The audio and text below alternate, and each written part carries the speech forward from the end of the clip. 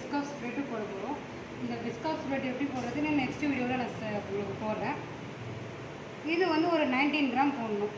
அப்போ தான் உங்களுக்கு அந்த ஸ்பாஞ்சோடு சேர்த்து சாப்பிடும்போது அந்த ஃப்ளேவர் கிடைக்கும், பிஸ்கட் ஃப்ளேவர் கிடைக்கும்.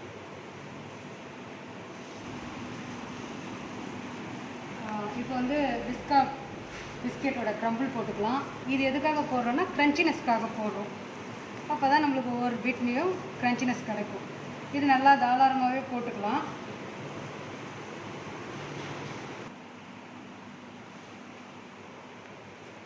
இப்போ நம்ம வந்து ஒயிட் கனாஷ் ஊற்ற போகிறோம். இதில் வந்து 200 க்ரீம் 200 சாக்லேட், ஒயிட் சாக்லேட் போட்டு ஊற்ற போகிறோம். இதில் வந்து கரெக்டாக பார்த்திங்கன்னா ஒரு 50 கிராம் நீங்கள் ஊற்றினீங்கன்னா இந்த இது ஃபுல்லாக கரெக்டாக இருக்கும்.